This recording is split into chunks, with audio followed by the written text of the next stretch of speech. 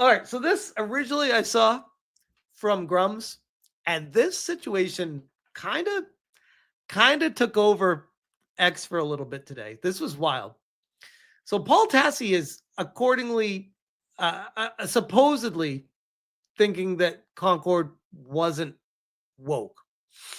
And I would have loved to interact with Paul Tassi today, but unfortunately, he has me blocked. Of course, he has me blocked for what I can only recall was a very tame response to something he said, and he just blocked me. And I'm like, bro, so soy. So soy, it's not even funny. Grum says, if Concord isn't woke, I don't know what is. That is a game genre that relies completely on character design and stands and falls based on it. Character designs were objectively bad and woke. So here we have Akalon, friend of the channel, by the way. And I pinged him today when I saw Grums sharing this. I was like, bro, looks like you're making some rounds here with what you wrote here. Paul Tassi, writer for Forbes. Paul Tassi's blocked me. Latest post, don't care about Switch 2. Games writer for Forbes. Doesn't care about Switch 2 sales. This is the biggest news of the month. Olivia Rodrigo is set to make her comeback this year, most likely at the end of summer, beginning of autumn. Can't hate on that because Olivia Rodrigo is pretty talented with the music. If she's the one that sings Driver's License. My daughter loves her. I didn't even know who she was before my daughter kept playing the songs on Alexa. I was like, damn, she's actually pretty good. She's got a bunch of good songs. So I can't hate Paul too much for that. I have woken the Hive. Smash, the reason he blocks so many people because he blocks anyone with certain words he hates. Makes sense. Ninetail says, WTF is this dude's Twitter page. I know. I'm surprised he hasn't retreated to the PDF sky. But here he is, still hanging out on X. And he says, it's easy to push back on this, referencing Daniel Friedman, who was responding to initially, oh, Jason Schreier, what went wrong with Dragon Age? The Veilguard just dropped. Look at him sharing his buddy in the industry. Despite all the BioWare higher-ups that he talked to, he intentionally missed the story. Weird. This kind of reminds me of what I was saying when I covered this topic. The game failed because it was defined in the minds of its audience by YouTubers making fun of its quests about pronouns. This is the game that proved that approval from Asmongold matters more than approval from IGN for launching a successful game. Yikes. That is certainly a take. Savvy responds with, get out of your pathetic little bubble. Normies have no idea or care who YouTubers are. We are all a small bubble of the market.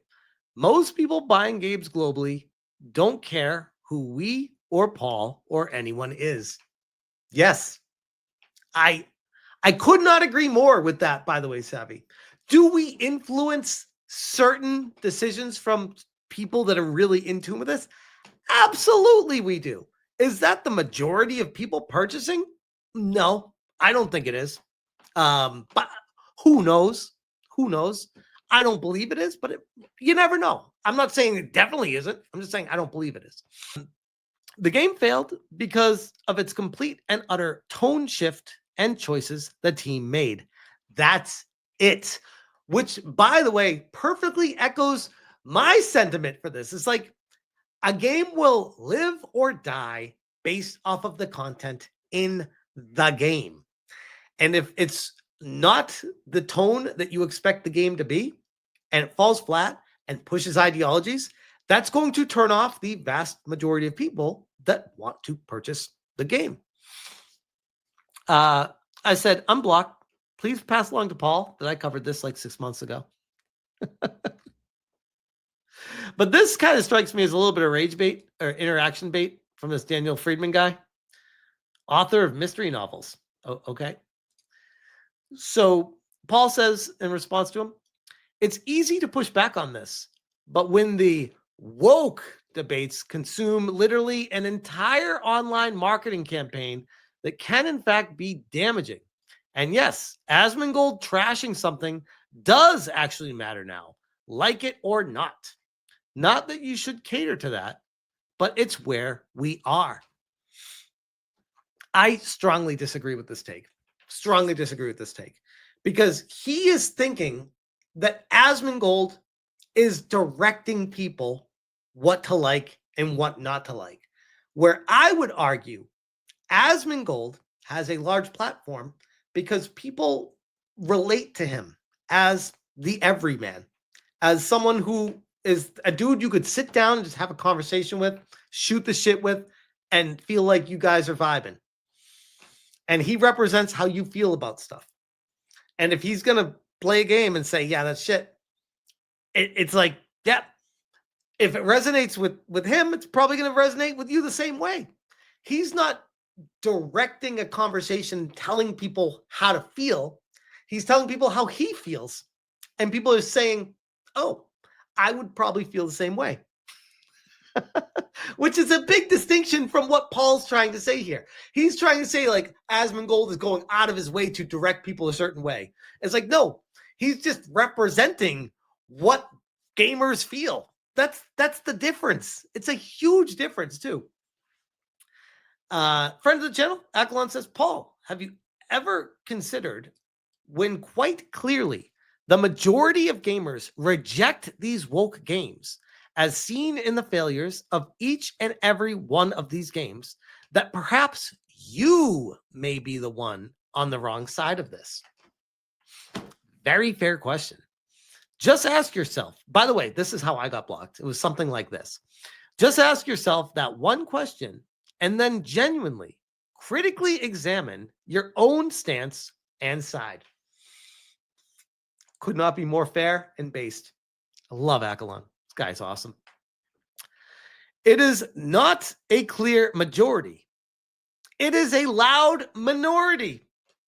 So now he's saying the minority of people are people that follow Asmongold. the minority of people in the gamer sphere follow Asmongold. Okay. No game fails purely because it's woke. I see your point and I raise you a Concord. Not this, not Concord. So I'm non-binary. Not Concord or whatever you're going to reference. All these games also have real issues separate from that, obviously. Akalon says, you keep bringing it up, yet clearly none of you thought there were issues prior to these games. Hence the whole 8 out of 10s, 9 out of 10s you praised it with. All these games have one thing in common, yet that remains the one thing you deny. Must be crazy. The games that completely reject woke politics and just focus on fun seems to have none of these issues you reference. Banger comment, which, by the way, Akalon is ratioing Paul's replies here, which should tell you quite a bit here. But Asmongold dives in. While I'm sure making videos is a rallying point, the reality is that most people consume content that reinforces what they already believe. I'd agree with that.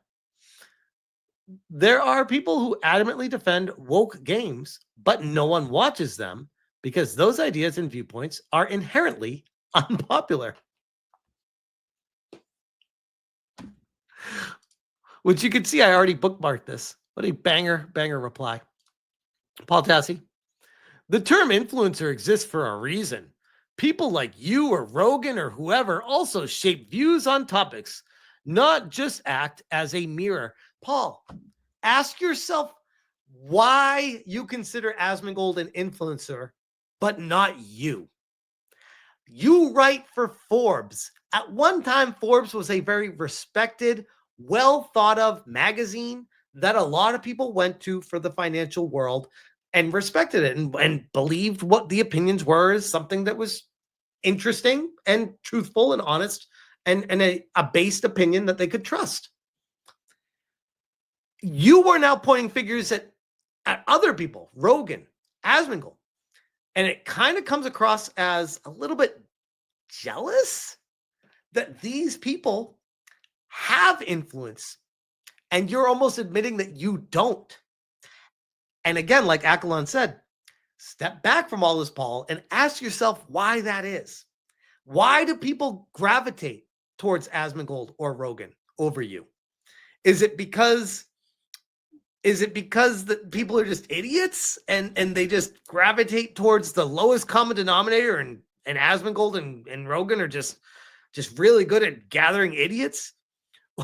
Or could it be that their opinions are good opinions and it resonates with the vast majority of the community, and people want to have interaction with that to, like Asmongold was saying, reinforce what they already feel and have a conversation about things, which is the natural how humans interact with each other. People always like to talk a big game, like, oh yeah, I love talking to people that have different opinions from me, and I love challenging them, which sure, that can be healthy. But on a day-to-day basis, every single day, most people just want to get along, go along and enjoy the same things and have fun with them. That's totally normal and fine. Anyways, on top of that, negative content will get 10 times the attention as positive. Guys, my Stellar Blade videos did great. What's he have to say about that? I love to cover positive things in the game industry. It's just very rare these days because there's so much shit and so much slop to talk about that's entertaining, to point and laugh, to witness a car wreck in slow motion, and you can't look away from that. This is the digital version of that. So sure, I guess people are flies to lights when it comes to that kind of stuff, but people also want the good news too. I wish there was more good news to talk about, but unfortunately, the industry has been overrun by ideologues, and unfortunately, it's not the vast majority of cases these days. I made positive videos about Black Myth Wukong. I've made how many positive videos about Expedition 33? I'm begging for good news in the industry. Anytime I get it, I'm jumping on it. I'm like a fly on shit when there's good news. Like, let's get it. Let's go. These people never want to acknowledge that, though. They only want to talk about, they talk about bad news, and that's all they talk about. I'm like, no, we don't. No, we don't. We talk about good news, too. Talk about great games, good success stories. We also like to point and laugh at the flops. There's nothing wrong with that. Don't try to direct what people are doing, Paul. Let people talk about what they want to talk about. Let the industry naturally just gravitate towards what people want to hear about. That's true, Asian Swordmaster. As humans, we remember negative stuff better. That's true. I agree. Good point. Tribal Chief Ganondorf over on Kick says any criticism is negative to them. Yep. Which applies to the whole anti-woke industry and why it's so successful. Paul, this is more jealousy because you are in the minority. So anyone that is getting attention right now, you feel like is just grifting, or you feel like it's, anti-woke. Or I don't agree with that, so these people are just using this thing that I don't agree with, and that makes them bad. Instead of maybe realizing that you're the one in the wrong. I almost wonder if there's like a psychological, I'm sure there is. I probably need Master of TDS on for this one. If there's like a psychological condition, just humans in general, where they can't, and I'm including myself on this, by the way, where we can't step outside of ourselves and easily recognize when we're wrong, because it's like cognitive dissonance or positive reinforcement bias. I'm sure there's terminology for it. I'm not qualified for that kind of stuff, but I'm sure there's something going on right now, especially with Paul Tassi, where he's getting very jealous and frustrated that YouTubers are eating his lunch and laughing at him because he can't see the reality. He can't understand why people care about what people are talking about. He just expects people to pay attention to him because he works for Forbes, guys. He's a writer for an official source. So why are you watching Asmongold? You should be coming to me, Paul Tassi. I work at Forbes. I feel like that in his brain, I feel like that's what he's telling himself here. And I think that's where a lot of the frustration is coming from. Of course, I could be wrong. This is all my opinion. Madam Savvy says, all he does is watch a trailer, then react to the trailer in a simple way. Usually a laugh or some words or oh, this is cool. The trailer wasn't made by him. He didn't tell Dragon Age team to make an embarrassing character creator that excludes 95% of American body types because my plank built body has bigger boobs than the Max slider, which is true, by the way. Savvy did a side-by-side comparison in a previous tweet, and it was hysterical because it's true. He didn't tell them to write cringe dialogue. He didn't tell them to preach at the player and have therapy sessions with a self-insert character for a mentally ill man who couldn't separate his passion project writing from his work writing. You really think Dragon Age fans looked at that trailer and said, this totally looks like Dragon Age? You're insane. Corey says, I watched his reaction to the trailer. It wasn't super negative and ended with him saying he'll play the game. From what I understand, I even finished it off stream. He has more positive things to say about it than most of his audience. Savvy says, yep, I remember his viewers making fun of him when he said something positive. Same thing happened with another game. I forget which, but people made fun of him for saying it was okay, but he had never played anything to compare it to. Then he compared it to Skyrim since he never played and went, oh wow, in a really bad way in terms of his realization. That's probably Avowed. Probably. I think that sounds familiar. But yeah, so Paul Tassi's out here, in my opinion, acting extremely jealous that there are influencers out there and he's not one of them. And he can't understand the reason why these influencers are gathering an audience is because what they're saying is not just hate bait. It's because what they're saying resonates and people want ultimately the game industry to improve. And they want honesty and transparency and just telling people how it is. And it's actually really easy to do if you remove biases from a situation and just say, hey, that's base as fuck. It looks good. That looks pretty woke. It's weird. That's not grifting. That's just saying that's your feeling on a situation. And that resonates with people.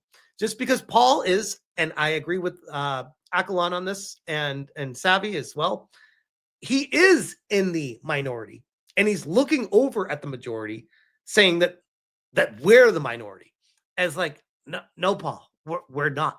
Because if we were the minority, then Asmongold would not have 1 million followers on X compared to your, I don't even know because I'm blocked, 179,000. And you've been working at Forbes for over a decade. I don't know how long, but it's been a while. It's been a while. And you are not resonating with your audience anymore. And it's very telling. And instead of getting better and self-reflecting, you're getting angry, jealous, frustrated, and blocking people. That should tell you all you need to know right there. That's Paul Tassi, guys. Anyways, I'll leave that there.